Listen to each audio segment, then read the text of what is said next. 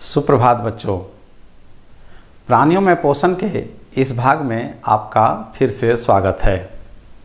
पिछले क्लास में हम लोगों ने मानव में पोषण किस प्रकार होता है इसकी जानकारी हासिल की, लेकिन क्या आपको पता है कि घास खाने वाले जीवों में पोषण किस प्रकार होता है, वे घास क्यों खाते हैं और घास को कैसे पचाते हैं? नहीं जानकारी है ना? तो आइए इस भाग में हम लोग घास खाने वाले जानवरों में किस प्रकार का पोषण होता है इसकी जानकारी हासिल करते हैं।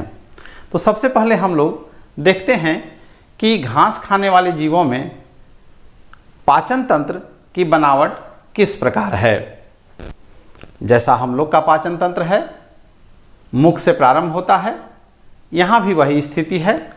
पाचन तंत्र मुख से प्रारंभ होता है, फिर भोजन नली जिसको हम लोग ओसोफेगस कहते हैं, फिर आमाशय है, आमाशय के बाद छोटी आंत, फिर बड़ी आंत और फिर अंत में मलद्वार। पाचन तंत्र कुल मिलाकर एक जैसा ही है, लेकिन अंतर है। अंतर आमाशय में है। आमाशय में हम लोगों का एक चैम्बर होता है, लेकिन घास खाने वाले जीवों के आमाशय में 4 चैम्बर होते हैं। वो 4 चैम्बर कौन कौन हैं? सबसे बड़ा चैम्बर जो होता है उसका नाम है र्यूमेन, फिर दूसरा चैम्बर का नाम है रेटिकुलम, तीसरा चैम्बर का नाम है ओमेसम और चौथे चैम्बर का नाम है एबोमेसम। आइए एक एक करके देखते हैं कि वे क्या खाते हैं और किस प्रकार भोजन का पाचन करते हैं। सबसे पहले आइए देखते हैं मुंह में क्या होता है। चूँकि अंतर्ग्रहण की क्रिया तो मुंह से ही होती है, घास खाने वाले जीव भी अंतर्ग्रहण यानी इंजेक्शन का कार्य मुंह से ही करते हैं। और वे क्या खाते हैं? हम लोग जो खाते हैं उसे हम लोग फूड कहते हैं, लेकिन घास खाने वाले जीव जो खाते हैं उन्हें हम फीड कहते हैं। यानी फीड का मतलब चारा से होता है। वे चारा खाते हैं और चारा में हम क्या देते हैं? हे देते हैं, हे अर्थात पुआल देते हैं, साइलेज देते हैं यानी हरा चारा देते हैं जैसे घास देते हैं, और ग्रेन्स देते हैं।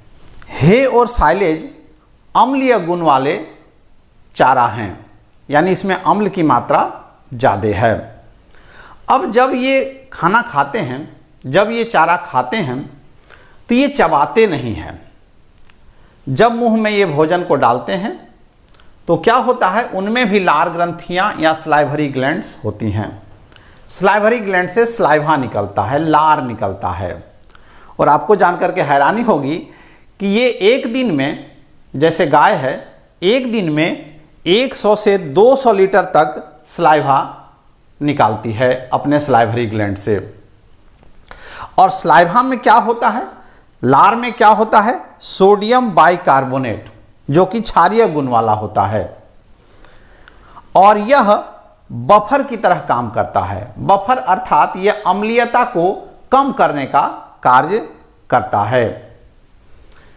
जब चारा मुंह में स्लाइवा से यानी लार से मिलती है तो गोल गोल लड्डू जैसी रचना बना देती है और इतनी चिकनी हो जाती है कि वह खाना आहार नाल से यानी भोजन नली से आसानी से आगे बढ़ते जाती है।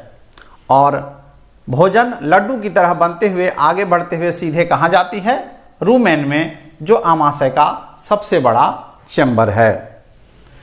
और आमाशय के इस चैम्बर की कैपेसिटी 150 से 200 लीटर तक होती है। और यहाँ 200 से अधिक तरह के बैक्टीरिया यानी जीवाणु होते हैं। ध्यान दीजिएगा, 200 से अधिक तरह के बैक्टीरिया होते हैं। बैक्टीरिया की संख्या अरबों खरबों में होती है, लेकिन 200 तरह के बैक्टीरिया होते हैं। और बैक्टीरिया का काम होता है आंशिक पाचन। बैक्टीरिया द्वारा जो पाचन किया जाता है घास का, हे का, जिसमें मुख्य रूप से एक कार्बोहाइड्रेट होता है जिसको सेलुलोज कहते हैं। तो मुख्य रूप से बैक्टीरिया सेलुलोज का पाचन यहाँ करती है।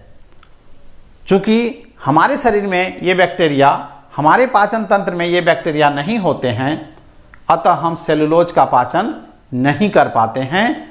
और नहीं पाचन कर पाने के कारण हम हरा चारा, घास या हे नहीं खा पाते हैं। बैक्टीरिया द्वारा जो पाचन होता है रूमेन में, उसको फर्मेंटेशन कहते हैं या बैक्टीरियल डाइजेशन कहते हैं। बैक्टीरिया क्या करते हैं? एक एंजाइम का स्राव करते हैं जिसका नाम होता है सेलुलेज, और सेलुलेज एंजाइम सेलुलोज का पाचन करती है। ये जो रूमेन है वो प्रति मिनट एक बार फैलता और सिकुड़ता है। फैलने सिकुड़ने से क्या होता है, इसमें जो भोजन है वह अच्छी तरह से मिलने लगता है। रूमेन में जो बैक्टीरिया होते हैं, जैसा कि मैंने बताया, सेलुलोज को फैटी एसिड में बदल देते हैं सेलुलेज एंजाइम के द्वारा, और साथ ही भोजन में जो प्रोटीन है वह प्रोटीन को बैक्टीरिया एमाइनो एसिड में बदल देते हैं, और वह एमाइनो एसिड बैक्टीरिया फिर प्रोटीन बना लेते हैं अपने में। अब आंशिक रूप से जब भोजन का पाचन यहाँ हो जाता है, उस आंशिक रूप से पचे हुए भोजन को हम कर्ड कहते हैं। वह कर्ड को फिर से दोबारा रूमेन से रेटिकुलम में भेजा जाता है। रेटिकुलम में जो दूसरा चैम्बर है, यहाँ पर उस आंशिक पचे हुए भोजन का छोटे छोटे लड्डू नुमा रचना में बदल दिया जाता है, और उस लड्डू नुमा रचना को एक एक करके फिर से मुंह में भेज दिया जाता है। अब आप देखे होंगे गाय, भैंस या जो भी घास खाने वाले जीव हैं, वो खाना खा करके बैठ जाते हैं और उसके बाद मुंह में भोजन को चबाते रहते हैं।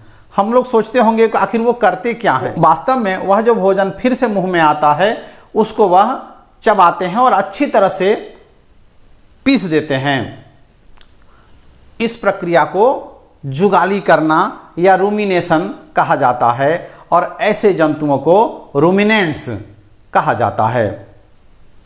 यानी ये जीव जो हैं जुगाली करते हैं भोजन का, यानी आंशिक पचा हुआ भोजन रूमेन से वापस रेटिकुलम में आता है जो दूसरा चैम्बर है, और यहाँ लड्डू नुमा रचना बनती है, और वो लड्डू नुमा रचना फिर से मुंह में आती है और फिर से उसे घास खाने वाले जीवों द्वारा चबाया जाता है। और अच्छी तरह से जब ये चबा लेते हैं भोजन को, तब वे भोजन को फिर से वापस निगलते हैं, और निगलने पर यह भोजन तीसरे चैम्बर, जिसको हम लोग ओमेसम कहते हैं, वहाँ पहुँच जाता है। इस तीसरे चैम्बर ओमेसम में पत्ती नुमा रचनाएं बहुत होती हैं, फोल्डेड स्ट्रक्चर बहुत होते हैं। यहाँ पर वह फोल्डेड रचनाएं, पत्ती नुमा रचनाएं इसके सरफेस एरिया यानी पृष्ठ क्षेत्रफल को बढ़ा देती हैं। यहाँ पर क्या होता है, अधिकांश जल का और सोडियम बाइकार्बोनेट जो सलाइवा में होता है उसका अवशोषण कर लिया जाता है। यानी जल और सोडियम बाइकार्बोनेट का अवशोषण ओमेसम में होता है। इसके बाद जो बचा हुआ भोजन है जिसमें जीवाणु भी हैं, वह सही स्टोमक, ट्रू स्टोमक, जिसको एबोमेसम कहा जाता है, वहाँ पर पहुँचा दिया जाता है। इसकी रचना हमारे आमाशय जैसी ही होती है। यहाँ पर गैस्ट्रिक ग्लैंड्स होते हैं, यानी जठर ग्रंथियाँ होती हैं, जिससे गैस्ट्रिक जूस निकलता है। गैस्ट्रिक जूस यानी जठर रस में HCl होते हैं, हाइड्रोक्लोरिक एसिड होते हैं, और एंजाइम्स होते हैं। HCl का क्या काम है? HCl जो जीवाणु हैं, बैक्टीरिया हैं, उनको मार देती है, और उसमें जो प्रोटीन है उस प्रोटीन को गैस्ट्रिक जूस फिर एमाइनो एसिड में बदल देती है, और वह जल में घुलनशील हो जाती है। अब यहाँ से पचा हुआ भोजन जो कि अब जल में घुलनशील है, छोटी आंत में प्रवेश करती है, जहाँ घुलनशील पाचित भोजन को अवशोषित कर लिया जाता है। इसके बाद भोजन सीकम में जाती है। सीकम एक ऐसा चैम्बर है जहाँ भी बैक्टीरिया पाए जाते हैं, और जो सेलुलोज जो घास में और हे में है, जो पचा हुआ नहीं है अभी तक, वह भी पचा दिया जाता है। उसका भी पाचन यहाँ पूरी तरह से हो जाता है।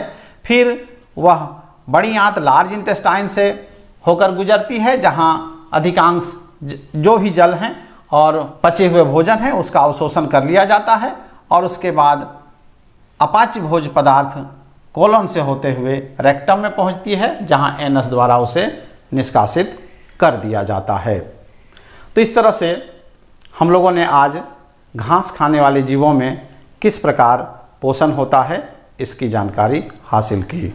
उम्मीद है आपको ये जानकारी अच्छी लगी होगी। बहुत बहुत धन्यवाद।